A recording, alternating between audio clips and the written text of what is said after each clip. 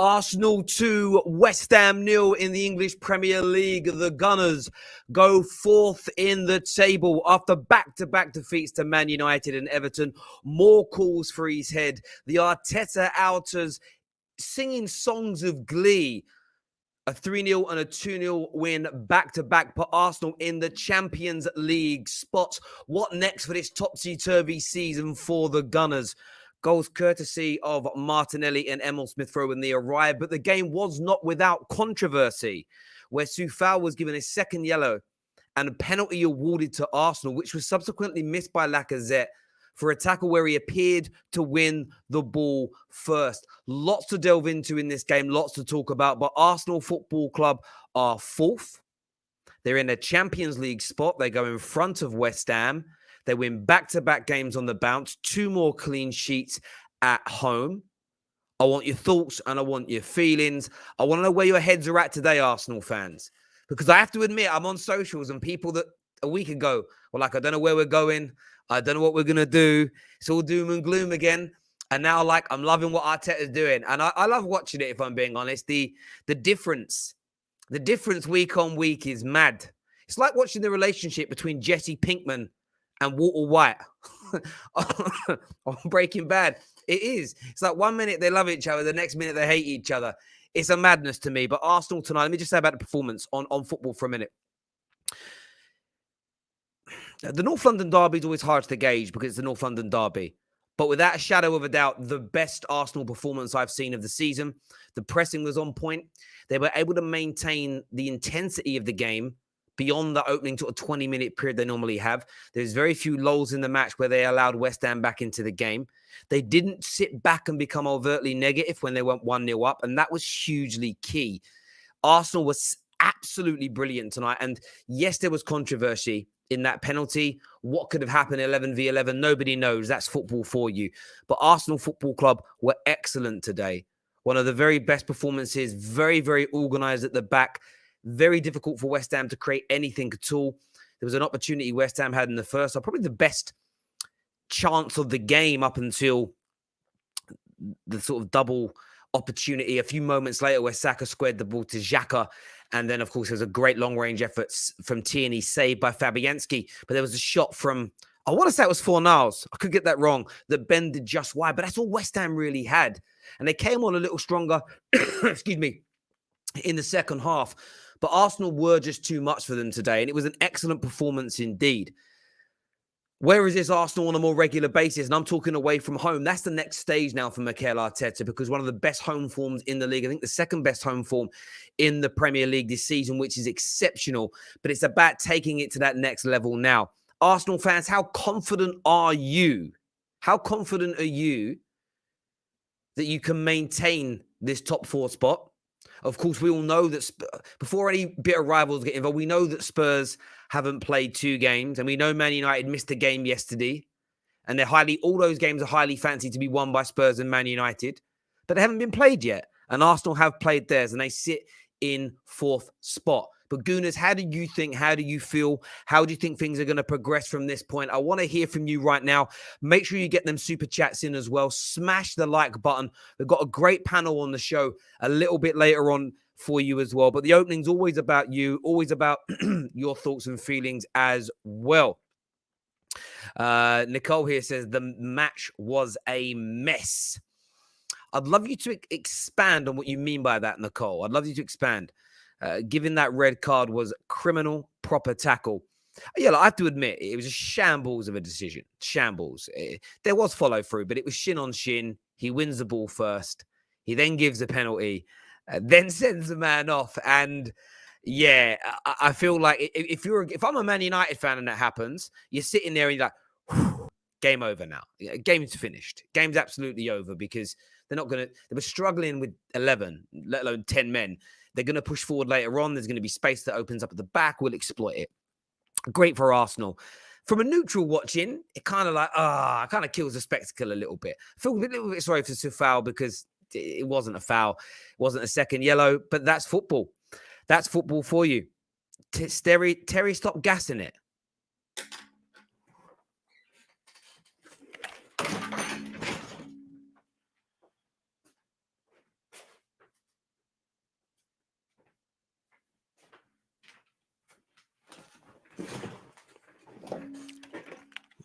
You know what? H7.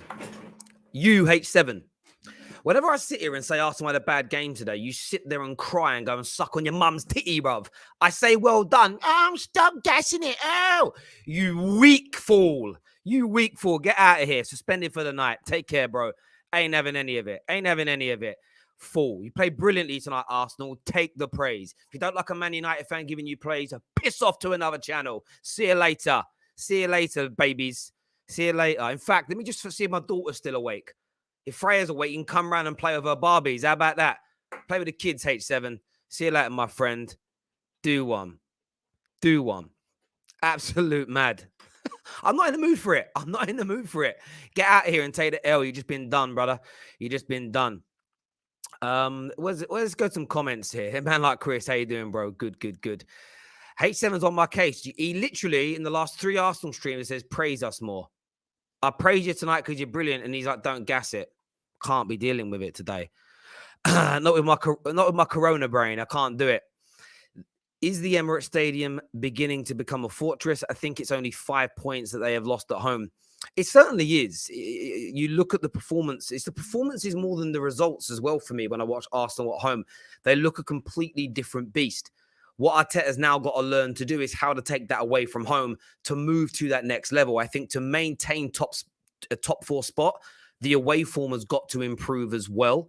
There are some games in hand, some teams have over you, and they're going to be on they'll catch you up. But that home form is a massive asset. It's a huge, huge asset for Arsenal to have. It really is. It really, really is. So your comments. Terry blocking his own plants. Tony, you think I run H7's account while I'm sitting here talking? God, mate, some of you are mad. And the thing is, I see some of you on Jess's channels. You're actually Jess's people. Jess, control your people. Control your people. So your mans coming here, giving me stuff. Original base, and he says, missed super chats. Oh, if I missed a super chat, I apologize. I didn't see it. It's probably when I stormed off out of the room. I didn't actually leave the room. I went and stood in the corner like a baby. UK referees are the worst in Europe, probably in the world, is what Samuel says. Yeah, it was shocking. Legit, it was shocking. It was shocking. I think I actually moved my camera when I threw my earphones as well. There we go. I'm actually glad my camera didn't fall off and fall down the back, because that would have really I haven't got the energy to bend over and get it. I can't be dealing with getting down there. Let's do some more of your comments here before we go to our first caller of the night, which is going to be Jess. We've got big West Ham fan coming on with the panel. We've got Kesh. We've got Dylan. Curran's back. Curran's back. Who knew when they went fourth he'd come back? I said to KJ, I guarantee you if they go fourth, Curran will come back. I knew it. It's as if I've been doing this for a long time. It's good to see him back. It's good to see him healthy and happy again. Terry, imagine how we slander Arsenal and they are fourth for Man United is still 6th. Still early days, but who is coming at the start of the season up the Chelsea? I think I look at it this way. I've got a big view that your team doesn't have to be the best to be able to talk about other clubs. So we have Arsenal fans that come on and speak Champions League football. They're not even in it, but they're allowed to come on and talk about it because it's about football opinion. Who you support is irrelevant to your football opinion. You know, imagine you could only give opinions on clubs that your club is better than. Imagine how weird that'd be. You're in the pub. It's like, do you want to have a chat about the Champions League? I can't. I support Leyton Orient. I've got to sit here in silence for 2 hours. It's a madness to me. But I hear what you're saying, Jack. Can you imagine you can only talk about football teams that you're better than? Imagine we actually took that logic, like Twitter logic, out in the world. You imagine, can only talk about the Champions League if you've won it. A lot of people got a hush. We are the better team, but the pen was soft. Yeah, well, absolutely right. I mean, I wouldn't even say soft. I'd say criminal, but you were the better team anyway. I think you would have won the game irrespective. I really do. I really, really do. That's just my own take. You think the core of Smith Rowe, Saka and Martinelli only needs a proper striker to kick on for the Arsenal in the long run. You need, look, Xhaka and Partey played quite well tonight, but you need some elder statesmen around these kids. So when you say a proper striker, it's got to be someone ready to go. You need some stars in that team to complement these young players. Saka tonight, been praising him for a long time. Excellent. Martinelli has been on fire since he's returned. And it's about time Arteta gave him a run of games in the team, and he's given them to him, and he's delivering, and he's scoring, and he's one of the driving forces in Arsenal being fourth in the league. Evening, Terry. Arsenal fans cannot complain about refs. They got two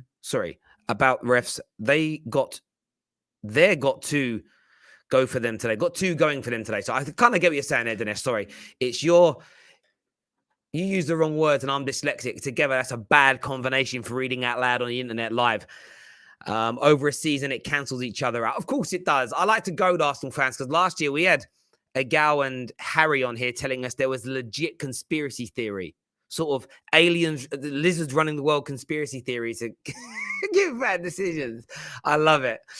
Wow, that's a really good result for Arsenal. I'm happy for Arsenal fans. They've been on suicide watch this last week. They were down bad is what Jay's got to say. They weren't all. There we go. Terry's so big now, he misses so many super chats. What super chats have I missed, bro? I ain't missed any. I went back to the one that I missed earlier. I ain't missed none others. Come on, what are you chatting about? Gabriel, are you trolling, Gabriel? Okay, well, you just take a little time out. I'll put you in timeout as well if you're upset. Stuart here says, United are 6th. Lol, we don't even play. That's why. Then don't listen. It's cool, isn't it? Like, I'm not worried about that. That ain't my worry. If West Ham had their first choice centre backs available, this game would have been very different. Is what one of our members has got to say. I don't know if I'm being honest. I don't know. Arsenal's press was so strong tonight. It was so good at winning the ball back. The midfield battle was strong. The way the two who really impressed me, Odegaard. The amount of times I don't know what the stats say, and I'm not even looking at his stats tonight. He won that ball back in that midfield battle so many times. So many beautiful little intricate touches around the edge of the box that played his teammates in. He was just sort of used as Curran's backstage. Not if I'm right. Is cartilage what it sits in between bones? Is that cartilage? Between the bones. Yeah? Maybe his signal's bad. He's barely moving Curran backstage. But that's what I felt Odegaard was tonight. The ball would be won back, and in the transition, they would use him for 1 touch, 2 touch to play people in. Brilliant. I think that would have been hard tonight for any centre-backs. Probably barring the Diaz's and the Van Dijks of this world. It would have been very difficult for anybody to actually comprehend and deal with. I love how things went today for the Gooners. It makes the impending failure much better, is what Baz1 has got to say. Jamie here says, who do you think Arsenal should sign striker-wise? Aubameyang is finished and Laka is going to go. It's a great question. There's talk that the agent won't pick his phone up, but I feel like this is Arsenal Football Club. But Vlahovic is someone who is quite young, but I think they should definitely be looking at. I'm quite a fan of Dominic Calvert-Lewin. I know some Gooners don't want him, but I think he's a very, very good striker indeed that you could be or should be looking at. There is also a very young, highly talented French striker available in January. Now, the manager doesn't want him at the club. He's available. His agent is touting him everywhere. Go and get yourselves a little bit of £60 million Anthony Martial. He'd do wonders for you, Arsenal. Go give him a go. Go give him a go. I'm only messing. Right. Do me a favor. Keep smashing that like button. First caller of the night, Jess, is here with us. Smash that like and share button, people. Panel coming a bit later. Stay tight if you're in the panel waiting in the back, and we'll let's get this show on the road. Welcome back to the show, Jess. Congratulations in the top 4. Give me your thoughts. Yeah, it was can you hear me? Mm-hmm. Can you hear me? Okay. Yep. It's a really good game, I thought. I thought earlier in the game it was really close, and we started to kick it up a notch, and we looked really good. Scarily good, because I was like, oh, there's no way we're going to win this game because we just look too good. You know, that's just not what I've seen from Arsenal of late. But man, that performance was everything that I've been asking for a long time. I think that the young players played so well, and then the senior players stepped up and did what they're supposed to do. In particular, Lacazette, I thought he was a handful, and he gave the West Ham backline nightmares. And it just shows that when we're on it, we can make things happen. I do want to kind of address the whole, yeah, so if they would have had their best back line, then it would have been different and all of that. That's not what people were saying before when they were doing predictions on the game and saying we're going to get slapped 3-1. So if you don't take it into account before the game starts, then don't take it into account after the fact, after we win the game. And I kind of agree with Terry a little bit that, like, I don't think that would have made that much of a difference because we shut down the front line really well. And that's actually what I was afraid of more than anything, was that Antonio was going to run over Ben White. We're going to have a difficult time with Bowen, and they just couldn't. We just handled them very well. And it was a very professional performance. We went ahead. We didn't sit back. We dealt with the times where they switched up formations and tried to really go for it. I thought Moyes was really smart to continue to try to attack us, even though they had 10 men. I thought at some point they just say, forget it. But like West Ham does, they never give up. So it was a really, really good contest. And I couldn't be happier with the performance.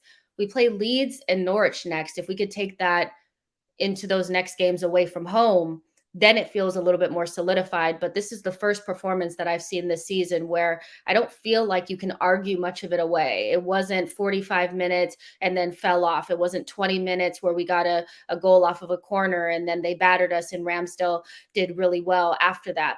It's the first performance where you really have to look at it and say, we played against a team that was above us in the league, a strong team that everybody thought was strong before the game even started.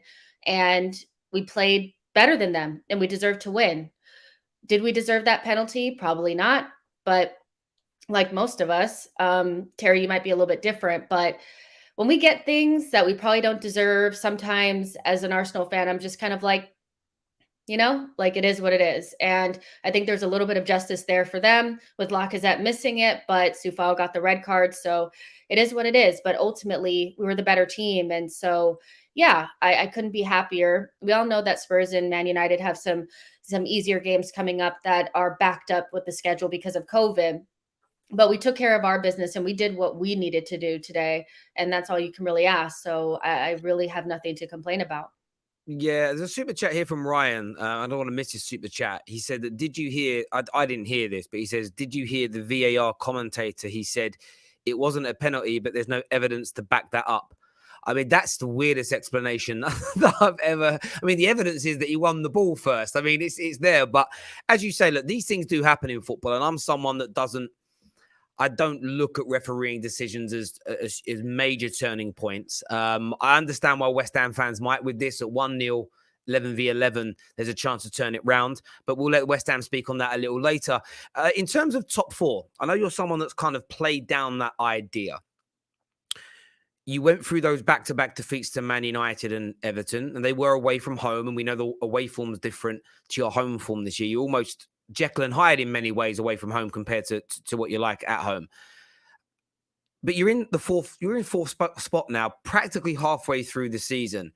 With that type of performance, with another, I'm not too sure what to read into the comments from Mikel Arteta, where he says he's not involved in the matchday squad and we're involved in them today. We don't know when Aubameyang is going to be back, but it seemed to be the bit between your teeth tonight. If you keep playing like this, how confident are you that you can maintain this top fourth spot? It's going to be difficult regardless. We could be really good until the end of the season and just barely miss out because, Man United and Spurs play well. So I think it's going to be really difficult. We still have to do what we need to do. And I still believe that there is element of us not quite being there. I've been very vocal about that I just feel like we're missing a little bit of something. And if Xhaka and Thomas Partey and Lacazette don't play like that every single game, which they should be putting in those level of performances, then if they don't do that, we don't have a shot. So it's going to be a difficult one, but this gave me a little bit of hope. Not a lot, but some. But kind of going back to what we talked about earlier on the show, That didn't look like a team that was too bothered about Aubameyang, and that's kind of how I feel about it. I know that I was looking for signs of disruption, signs of, you know, devastation or a little bit of reluctancy to follow Yep. Mikel Arteta, and it looked like the exact opposite. Agreed. And it's early days, but this is what we saw when he was late to the North London Derby. This is what we saw when we played against Chelsea and he wasn't in the team. I just feel like the team, regardless to if Yes. he's out or not, is moving on, is And moving this on and from this him. and this exactly to my point earlier, which for me is proves it. He's away from the team. He hasn't been with you all, and there is this. You look more together.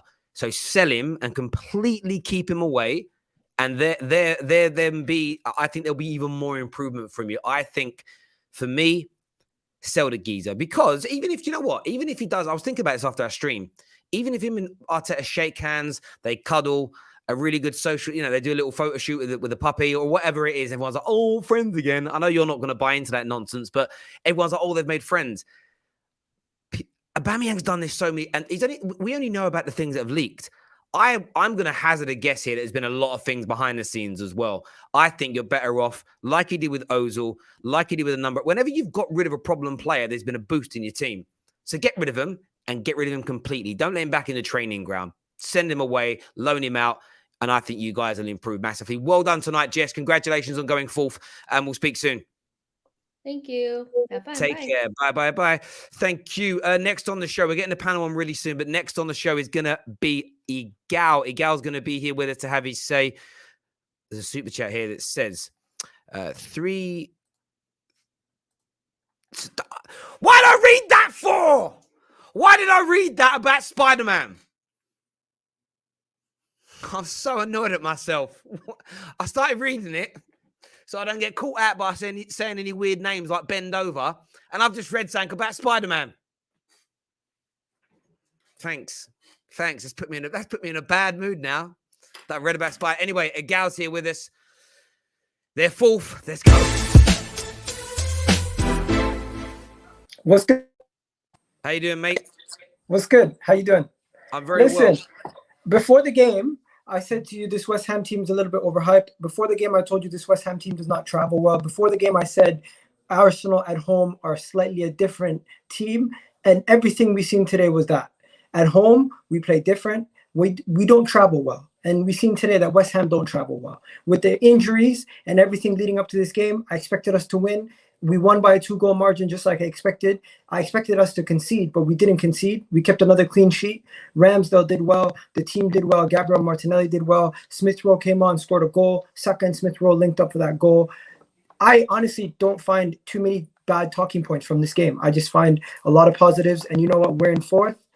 I know there's games in hand and all these other things going on with COVID, but going into the weekend's fixtures, I'm confident. And after Leeds just got smacked 7-0, I want to see us go there and give them 4. Yeah, I hear you on that. Look, I predicted an Arsenal win. I predicted a 2-1 win to yourselves, and you win 2-0. I saw you beating them. Look, I've said before in the past, I'm getting a little bit of feedback from your line tonight, which is weird. I normally don't get that. I do feel like some of the things you've said about West Ham being overhyped and everything else, I found it a little disrespectful, and I think they're punching well above their weight. So I think that's where I've challenged you on the West Ham thing in the past. I think the way you've spoken about them is a little bit condescending for a club their size for what they're doing. But aside from that, talking about tonight's game, you were excellent. You battered them from pillar to post. I want to ask you about a few things because you speak about refereeing a lot on this channel. You always bring refereeing decisions up. How unfortunate, though, were West Ham to go down to 10 men and concede a penalty, in your opinion? You know what? They were unfortunate, but guess what? These things happen, as you've said. These things happen. And just today, they were...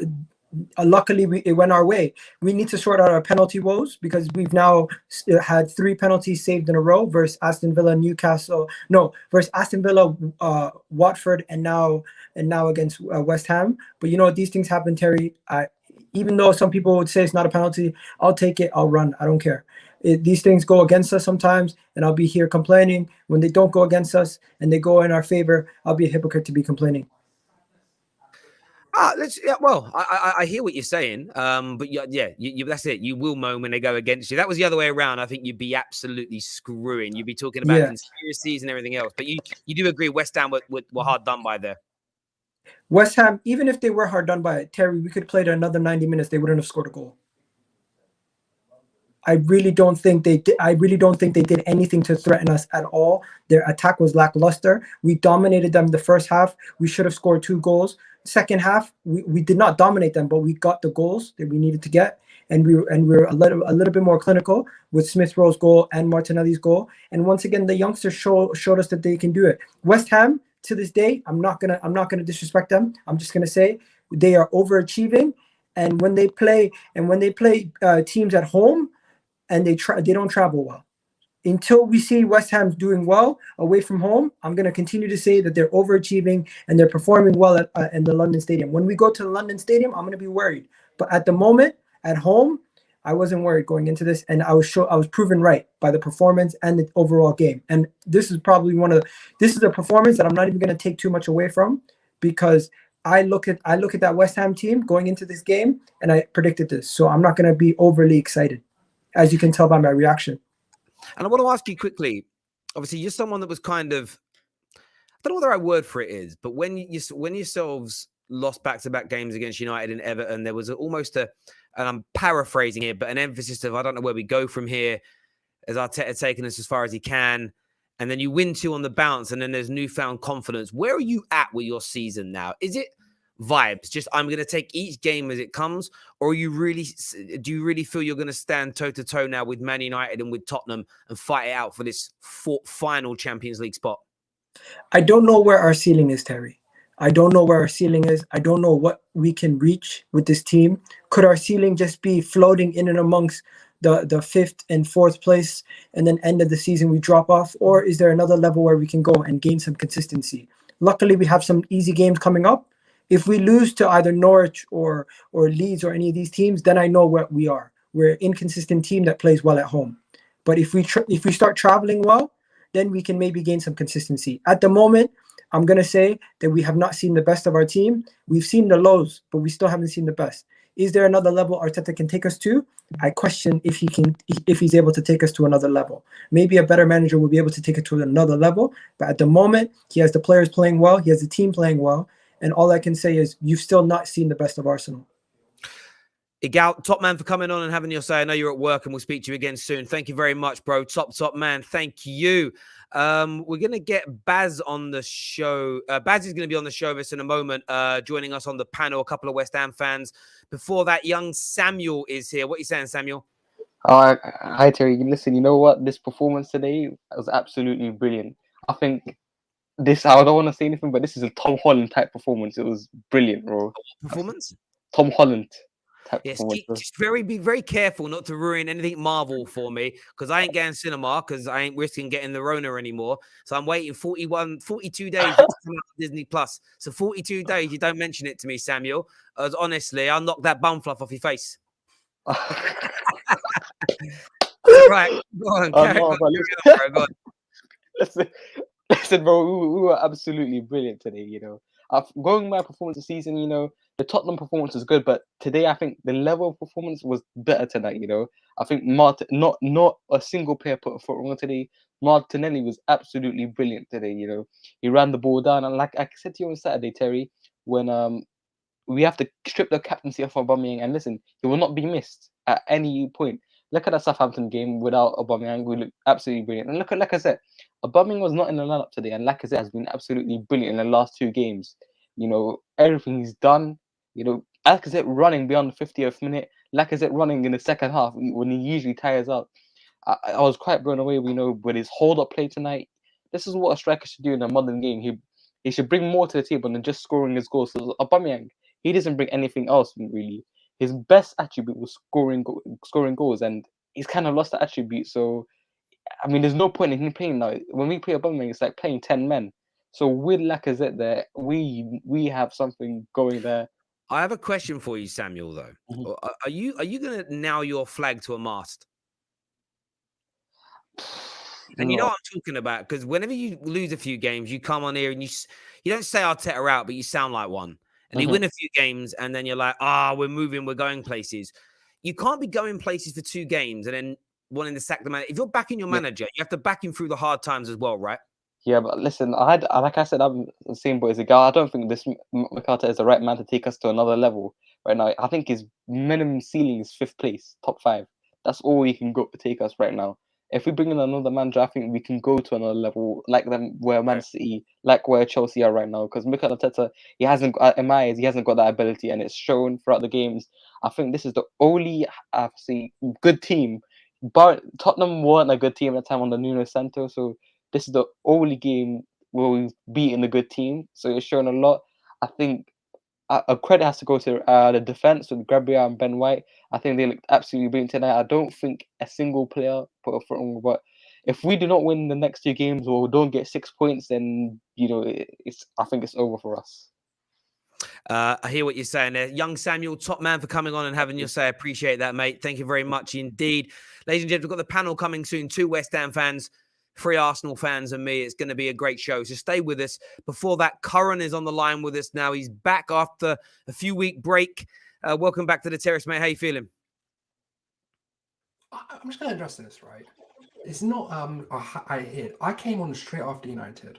And I took my shit from Adam and you guys. And then I left. I left for 1 Everton game, we lost. I went there for 1 Southampton and we won. And then I came back. If it was me, I would have come back for Southampton straight away. You know what I mean? I was hiding. Oh, no, great. Bro, everything's back on. Bro. It's a joke. Still, just let me put it out there. Just let me put it out there, because I know the comments are going to be going crazy, but it's nice to see you first of all. And it was a good game. It was a great game to watch. I think, and I wanted to know what you thought of it, because from a neutral's point of view, it was a great game. I thought it was a really good game to watch. What did you make of it? Arsenal were really great to watch. West Ham were too deep for it to be a good game from a neutrality point of view. That when they stepped, that was why the red card bothered me. Sometimes people always take. If I look at, from a football fan point of view, the game was always interesting, 11v11. As soon as a red card happened, I kind of felt like, because West Ham did start to attack more. They started to progress the ball more. They were an extra, they were an extra maybe 10, 15 yards further up the pitch. And I felt they were good. Like Declan Rice wasn't driving with the ball in the first half because he was sitting back and protecting. And I wanted more of that. The red card kind of stopped that. So yeah, it was Arsenal were excellent to watch. But I thought from a game point of view, no. But I hear your point. Arsenal, though, was scintillating, I felt. The only thing I'm going to say is there's 3 things. First of all, Bukayo Saka, right, 1-on-1, he's a demon. The amount of times he would just skip past players, take them 1-on-1. They were triple teaming him at one point. West Ham, where I think Fornals, Masuaku, and I think even Rice came over at points to help out. They literally had to triple team the guy to try and get him out of the game.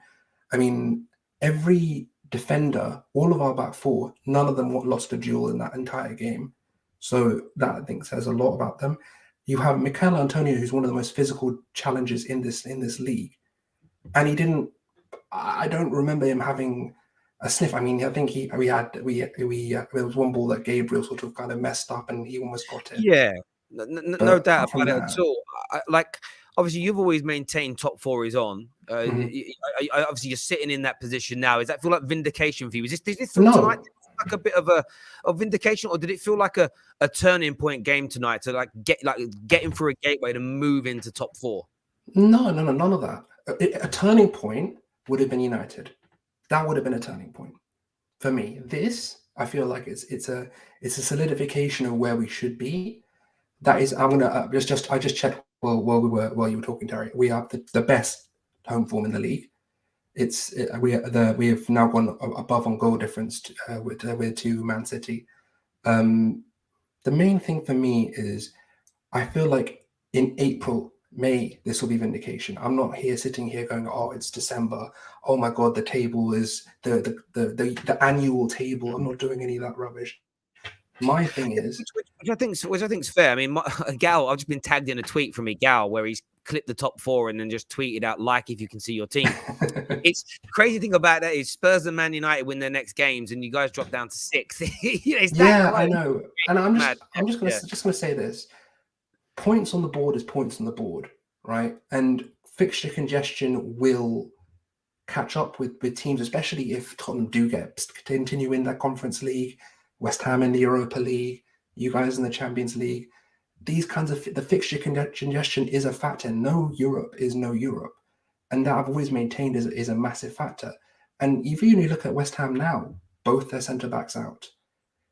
Who knows what happens in the future in terms of injuries with them? And I wish injury on no man and no team.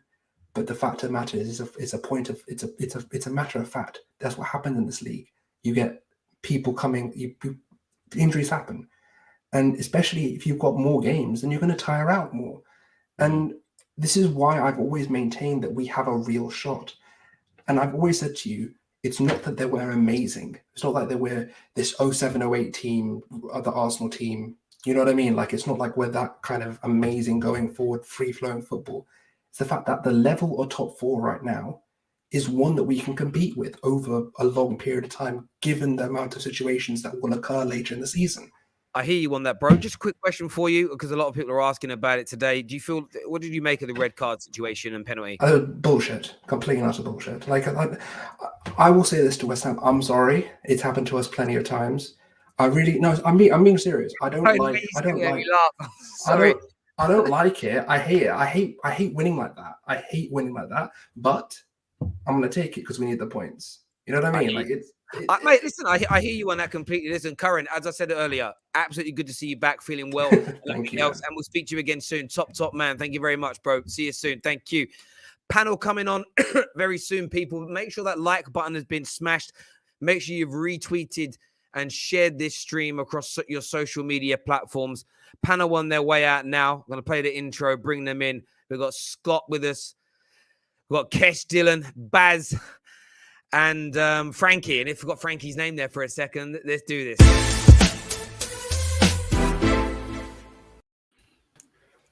Evening, gents. How you all doing? No, good. All good, mate. Yeah, I will start with the West Ham fans to begin with straight away, because not a good night for yourselves in the office. Frankie, give me your thoughts on the game. Very, very poor performance from our perspective. It's not been good for a while, and it's unravelling a little bit. And I do put that down to a lack of squad depth. Moyes, for whatever reason, refuses to change. He wants to play the same team week in, week out. He wants to play the same players over and over again. He seems scared to use any of the squad, and even just little bits, like we've got Kral, who we bought in from same place we bought Souček in from. He seems petrified to use him.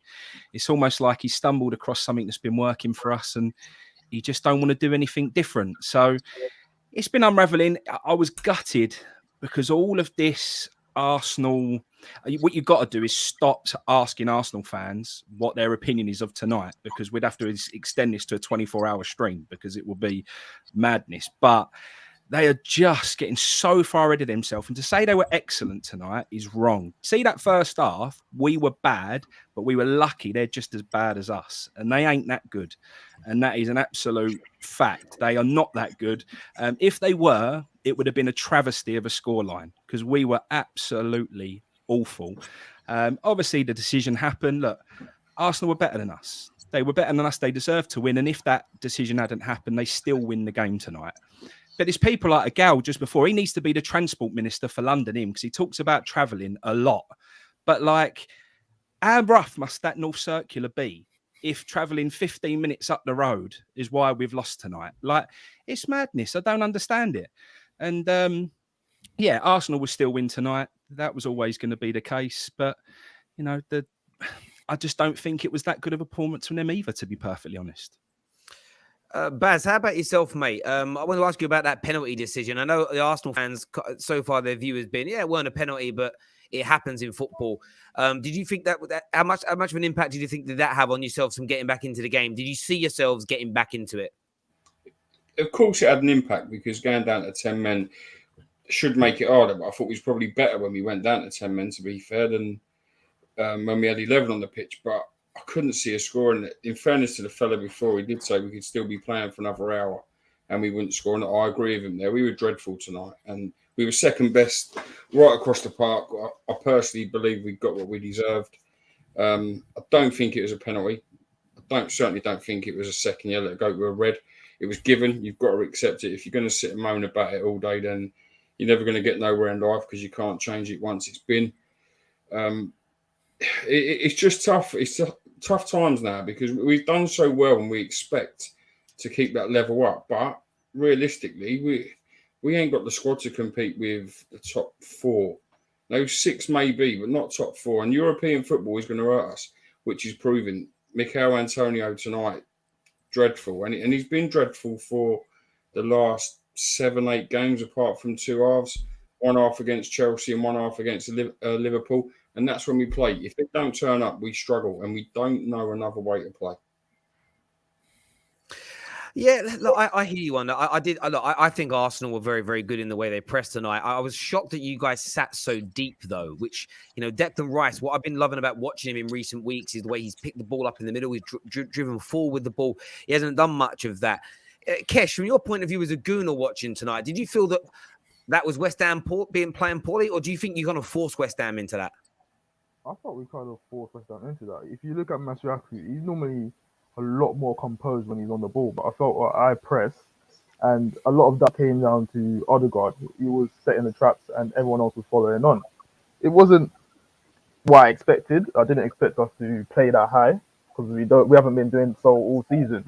The likes of Saka constantly just roasting Masuaku. They had to put 3 men on him. Also, in terms of the midfield battle, like I've been saying, West Ham's got a very good pivot there, better than us, and the likes of Rice was left to do a job on his own in there, and the likes of Partey and Gabriel and Ben White were just pushing up very high, and we squeezed them, and that's why we ended up getting the result. The penalty was an injustice. I don't think it was a penalty, far from it. Like you said, these things happen, and I say it all the time. It balances out over the course of the season. Yeah, no, I hear you on that completely, mate. And Dill, how about yourself, mate? What did you make of? And I know you're someone that isn't a fan of Mikel Arteta, but he's had a big week. And interestingly tonight, it's the most animated I've ever seen him on the sidelines, and it almost felt like he was feeling the pressure a little bit tonight for him and his team to get a result to kind of validate everything that had happened. But you certainly got a very positive result and performance. Yeah, we definitely got like a positive result out of the game. And I think obviously, like you said, because of the decisions that he obviously made, stripping Aubameyang with the captaincy, dropping him again, obviously a big point to prove. But in saying that as well, I don't feel like we versed a strong opponent today. Like West Ham haven't been performing like the West Ham that they have been all season. And, somewhat reminiscent of like how Tottenham were when they came to us and we beat them 3-1. It just wasn't a strong opponent for us. So we were able to take advantage of those weaknesses. I think the first half was quite balanced, maybe West Ham a little bit better. And then obviously second half, we scored early. Red card decision, we can all agree that it's definitely not a penalty or a red card. And that obviously changed the game. At 1-0, anything can happen in football. And, Arsenal don't have the best defensive record in second halves. So as soon as that decision was made, it sort of just changed the tie in that respect. But yeah, overall, look, it's good to get the points, but I'm still not confident overall with what I'm seeing because we need consistency and it happens once in a while. So and from your point of view, Scott, do you think what I find intriguing with Arsenal fans, and it isn't this always, there's 2 groups, and if I just take Curran's a great example, very positive. You've got kind of Lee Gunner would be like I actually find Lee and Curran almost in terms of their beliefs about their club are the same person, but at the opposite end of the spectrum. They don't go about it in the same way, but in terms of they're very staunch in their beliefs. It's like you guys go through 2 or 3 bad games and it's the end of the world. We don't know. Like I've seen one guy, I'm not going to name him because I don't be disrespectful. After the Everton game, he tweeted and his words were to the effect of, I can't see how this squad's progressed. I don't know what Arteta can do now. Our season looks finished. So after the Southampton game, he said, I love what this manager's doing with our squad. As a rival reading things like this, I'm very confused. Oh, God. Because that's how we kind of gauge what each other think about our clubs, is what we say, what we do, and everything else. And like today was brilliant. Like this is the kind of level that I assume you want to see more often. And you clearly know you're capable of because you did it tonight.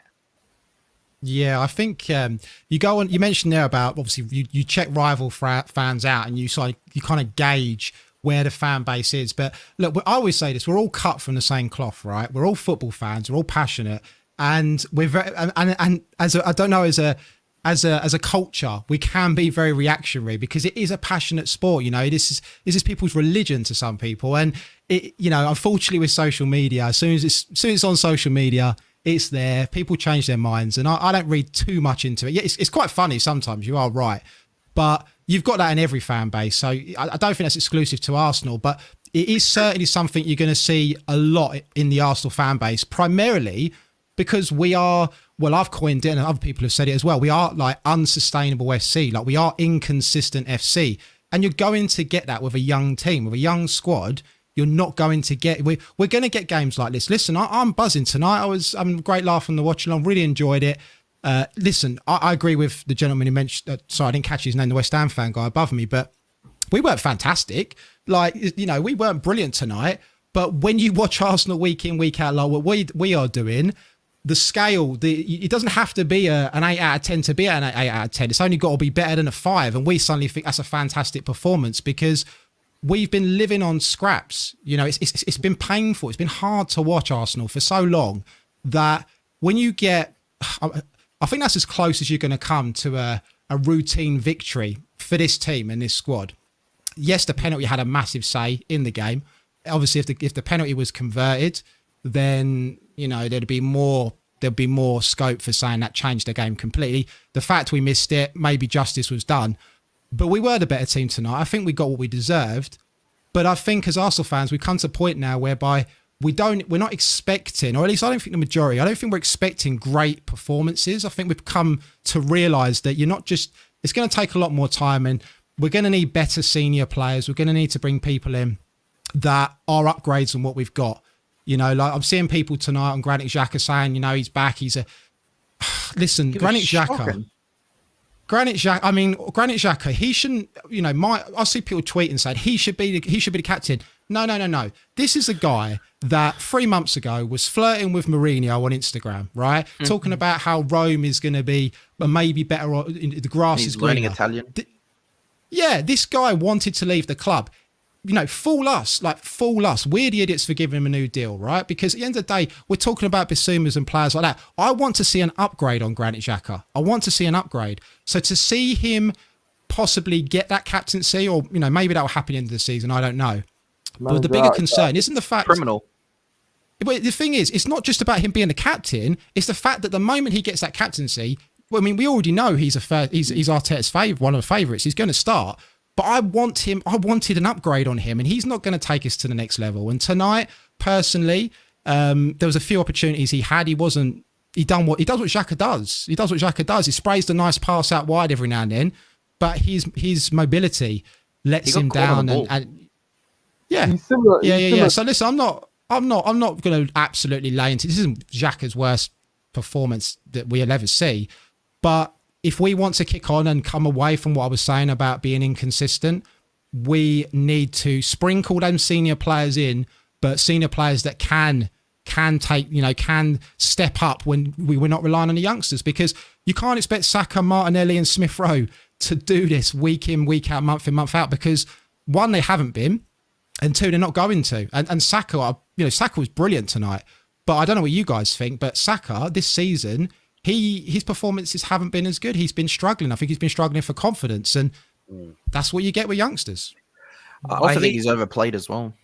Yeah, I think a lot of the youngsters are. I want to ask everybody color about West Ham. It's not been a great run of 5 games, 1 win in the last 5. And I want to say this with respect. I don't try and disrespect you boys, but you're still overachieving massively. And I know it's a disappointing night because you've had some really good games against big teams. You're sitting 5th in the league table. Man United and Spurs have got some fairly simplistic games in hand that would push you down to sort of 6th or 7th. Is that still, for yourselves looking at things, are you still happy with that kind of position? It's an amazing season. I'm well over the moon with that. This is the thing. If you watched all the West Ham fan channels before the game today, no one expected to get a result today. No one. I don't think I saw one West Ham fan predict that we would go and beat Arsenal. I do feel like we could have beaten Arsenal. I don't want to make excuses. The back four was completely depleted today. And that's why you saw a different Declan Rice and a different West Ham side. It's why we didn't attack and we didn't get forward. Fornals basically had to double up on Saka with Masuaku. Masuaku, as a left wing back and as a winger, he's okay. But even in the interview when he joined West Ham, he said, I can't defend. And he can't defend. He is useless. If Saka looked like he had a good game tonight, believe me, it's because he was up against one of the worst defenders we've ever had in the history of our club. Masuaku is that bad at defending. So, you know, we just, every time we got the ball, we looked up, we looked forward. Antonio didn't know what to do. He was running around like a headless chicken. Not his fault because he had no support. Fornals was so deep. So was Lanzini. Everyone had to protect that back four tonight because Diop, Dawson and Masuaku are not our regular defenders. And they looked so shaky. Every time the ball went there, I was nervous. I think for the first goal, Dawson was so far out of position. It was unbelievable. And when he tried to turn and get back, he was like a cart horse. He didn't get anywhere near the man. So, you know, it is unraveling for us. I think our first 11 is a good, solid first 11. I was going to talk because we've been talking a lot on this channel about, you know, management and managers and who's right for the clubs and all these sorts of things. I do think a little bit of luck needs to be involved at times. I've said this to Baz loads. I don't think our recruitment has been one of... We've had brilliant scouts out there finding these players like Souček and Bowen and thinking they're going to turn into great players. None of us was sitting there screaming to sign Souček, but he come in and he was a revelation. I think we've got a bit lucky. We got a bit lucky with signings. I think Moyes has got a bit lucky with a togetherness and an attitude. That's all it's been, is a togetherness and attitude. We work hard. We graft for each other. We never give up. We keep running. We're fit for the first time in a lot of years. And that's pretty much what it's been based on. We haven't got quality in the side. I think we saw that tonight. How many wayward passes did West Ham do this evening? I mean, we just didn't stop giving the ball away. And it just shows that our technique and our ability isn't what you need for a top four side. I don't think any West Ham fan actually believes we're anywhere near being a top four side. If we could break into the top six, that's an unbelievable achievement. 7th or 8th is still a good season for us. Yeah, and I think that's why. I know he's not here to defend himself, but we've had a gal that's come on a few times, and yeah, a few Arsenal fans have done it in the comments as well, where it's sort of, they seem a little bit like their noses are put out of joint because people have been praising West Ham more than they've been praising Arsenal. They deserve it. And it's sort of like, I tried to explain to him before, what West Ham are doing is like, and it's like Amir Khan's got in the ring with Anthony Joshua and knocked him down. It's sort of like, that's not, if another heavyweight knocks down Anthony Joshua now, none of us are going, oh, that's a shock, because we know he's got a bit of a suspect jaw.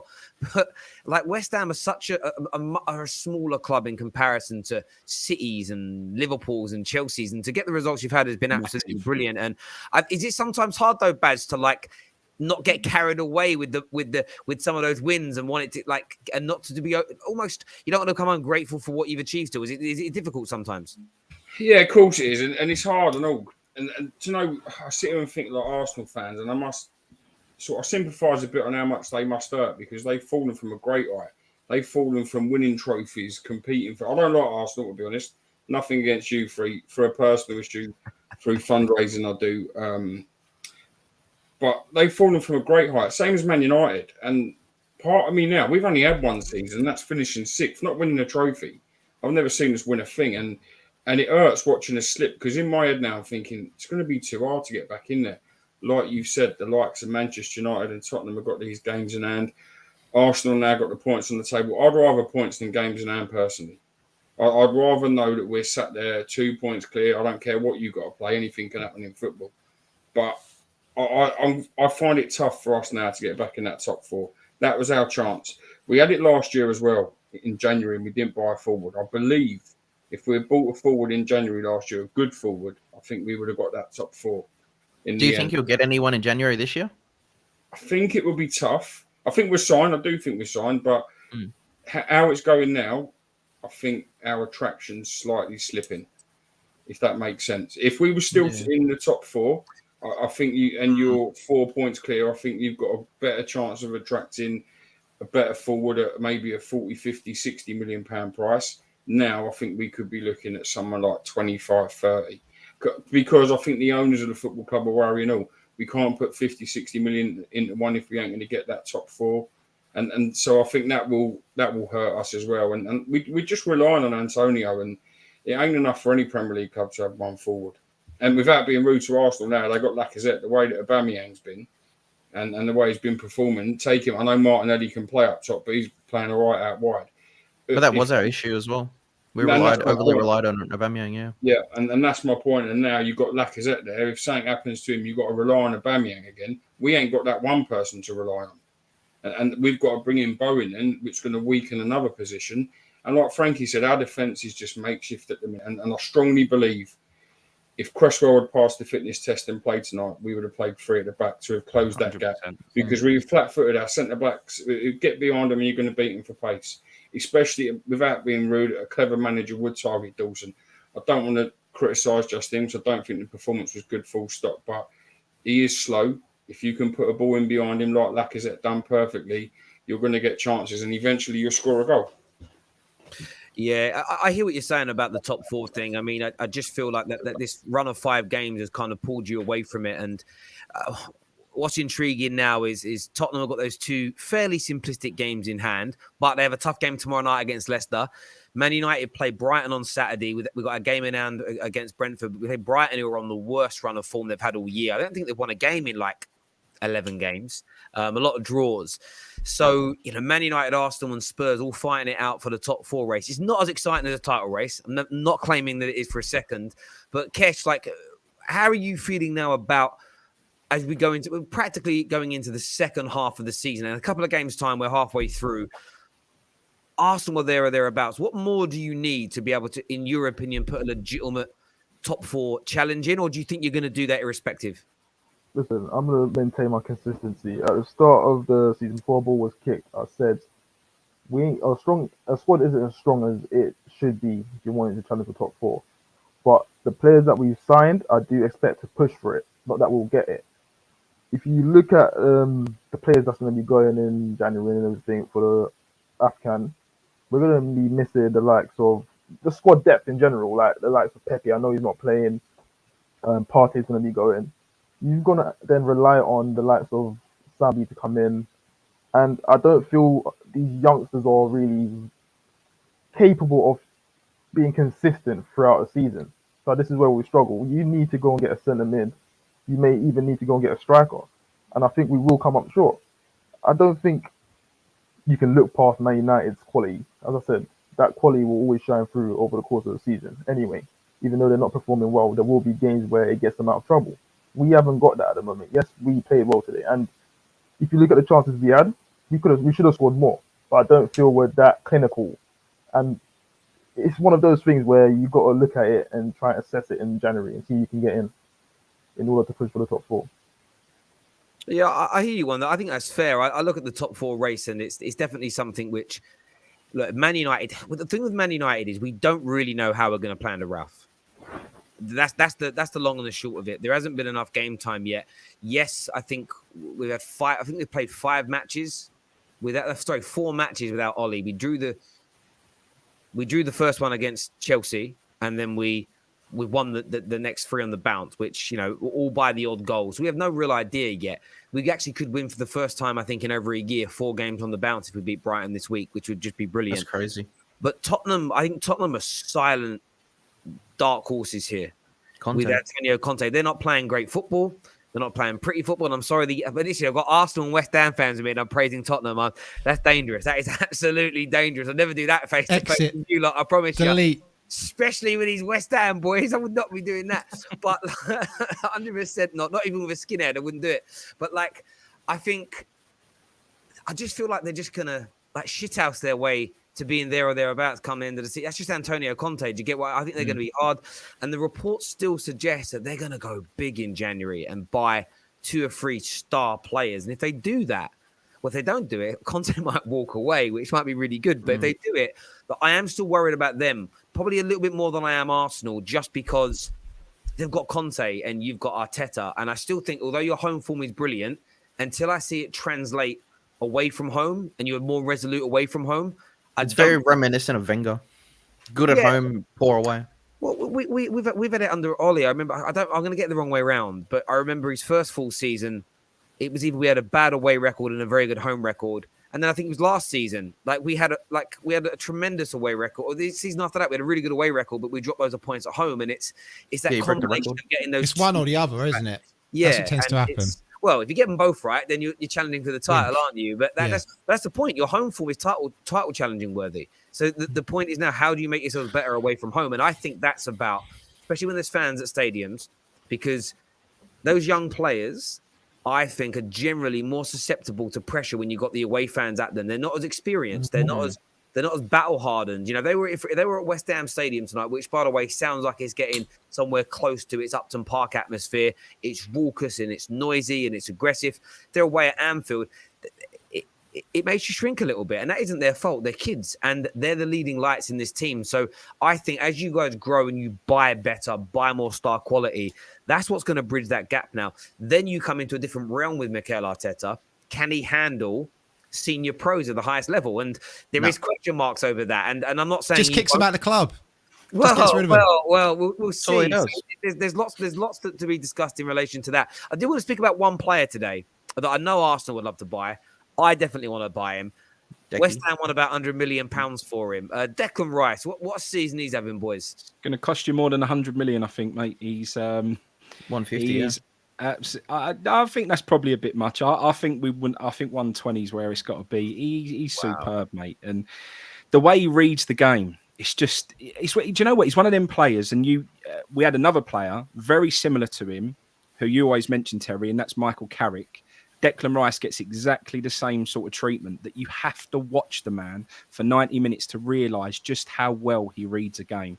And he's trying to add more to his game. He's trying to get forward more. That's one thing he's got to start doing. We used to let Souček go forward, and Souček was looking like he was going to be a 10-goal-a-season midfielder, and he was looking like a big threat. All of a sudden, Rice has gone, I want to get forward now, and we've got to keep Rice happy. Fair enough. We're letting Rice do the going forward, and Souček has to sit, and Souček's never been the same. But what Rice has got to do, he keeps getting in good positions. He goes close. He's hit the bar a few times. He has a few good headers, but he never assists and he doesn't get goals. And I think for us to really justify that sort of money for him, he has got to start converting at the other end. And that's the one thing that's missing at the moment.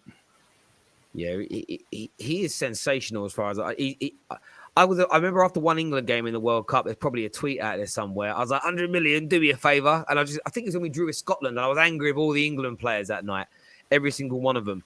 But he's astronomical. He really is. And I say this with respect to West Ham. Sometimes I watch him in certain games against bigger teams, and I'm like, I just wish he had slightly better players around him, because he is, of course, hindered by having lesser quality around him.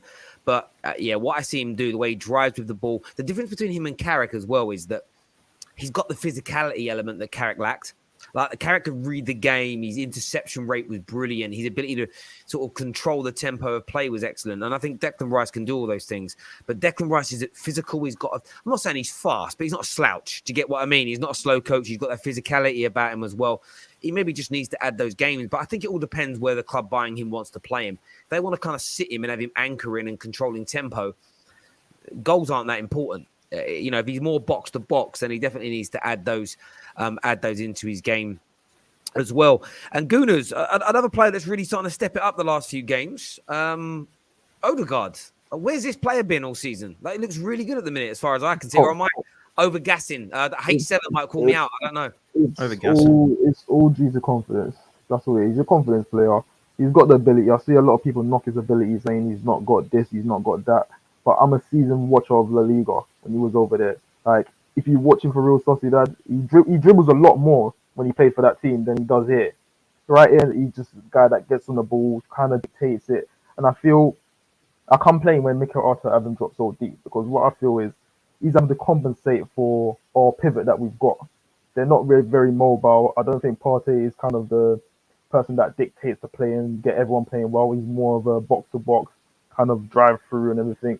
But if you can get Odegaard playing more confidence, getting closer to the likes of Lacazette, where he can be more of a threat, because he's not much of a threat when he's playing on the halfway line. But I think he will grow over the course of the season. I don't think you should write him off.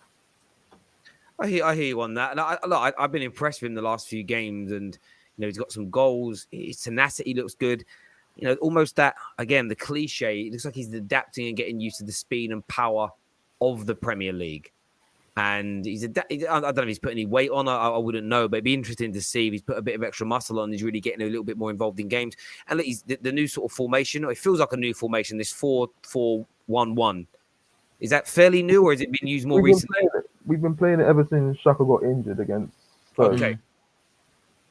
Then I've only just noticed that is that formation. That should pay more attention to it, but maybe it just started. Look, I've looked at the last few games. It seems to really, really work at home anyway. It seems to look much better in that space. But very interesting indeed. Part of the reason that obviously we want Frankie and Baz on for some more West Ham games later on in the season. But boys, I know you've been doing a lot of fundraising as of late. I'll hand over to you just to sort of let everybody know about that and what they can do to help, etc. Thank you very much. Baz, do you want to get started? Little girl associated to West Ham called Ida Caton. She's fighting neuroblastoma and has been for 5 years. She's now 7. Bless her. She's been in remission 3 times, but sadly relapsed 4 times. I've personally been across Europe with her where she's had treatment and raised funds, as I say, for 4 or 5 years now. Sadly, Monday, Nicola, her mum, broke the news that it's not very good from the hospital and there's not much more treatment they can do now, as she's having to have platelets daily. Her bone marrow, sadly, is not responding. And it's a real tough time for the family and for the little girl who's put on such a big, brave, strong fight for 4 years. You'd all know the story with Bradley Lowry and neuroblastoma. Obviously, it's the same cancer that Isla's fighting, and her mum's wish on Monday was just to help raise as much as we can for memories that they can have for what time's left. It's been spoken that she may not see Christmas, bless her heart. It's close to me. It's close to a lot of people at West Ham, and we're just trying to do what we can for the family. We started yesterday morning at about 8:30, and at the moment we've done about 19 grand in the 2 days. Just so Mark knows in the chat, she's not dead, mate. She's not dead. She's just fighting. And 19 grand. We're just trying to get what we can, everything we can for her, for our family, to show her the love, just for them to try and have some comfort in these last, however long it may be. There was a link on our Twitter page, Claret and Blue Army TV, for PayPal. If you could donate anything whatsoever, we asked for £1. If everyone donated £1, it would make a huge difference to them and their family, and it would be much appreciated from Frankie and I and everybody at Ida Caton's family. Yeah, we've been sending Christmas presents around there already. Santa Claus went there today to deliver presents, and it's all about just making those memories as much as we can now before obviously the inevitable is going to happen. We are still fighting. We do wish there's some miracle, but as we said, Christmas may not be something that she sees. So we've got to do it now. We've got to act fast, which is why we're asking everyone to do everything they can as quickly as they can. And we're going to try and send her to all the most amazing places every single day from now until a Christmas. So and any help is much appreciated. Just quickly as well, sorry, Declan Rice and Mark Noble have both reached out to me yesterday, and they've both given me their shirts from tonight, which are up for auction. Dex also gave me a pair of boots that he wore last season, which at the minute, that shirt from tonight and his boots from last year have got a £3,000 bid on. He also gave me a set of boots from the Euros, which he didn't wear, but there's a £1,000 bid, sorry, £900 bid on them. And there's a £1,000 bid on Mark Noble's shirt from tonight. Sadly, he didn't get on the pitch to wear it, but it's his shirt that was issued for him tonight. They'll all be signed. So if anyone is interested, again, all of that will be over on our Twitter page. It's Claret and Blue TV. Sorry. And what I've done, I've put the link in for the PayPal page in the description below, and I've pinned it into the live comment section as well. So if anybody wants to do that, if you can't see the link, it was put in a little bit after we went live. Just refresh the stream and it will be there. And look, give whatever you can. Yeah, obviously terrible news. But boys, thank you for sharing that with us, because I know a lot of people will, hear that and will want to try and help as best they can. And look, there might be something, you might fancy a Declan Rice shirt. Someone watching, think, well, you know what, help with good calls and get something out of it. I want as well. So happy days from that point of view. Everyone's asking what the girl's name is. The girl's name is Isla. Is that right? Is it Isla? Yeah, Isla. Yeah, it's Isla. So yeah, I remember we did a radio show with you.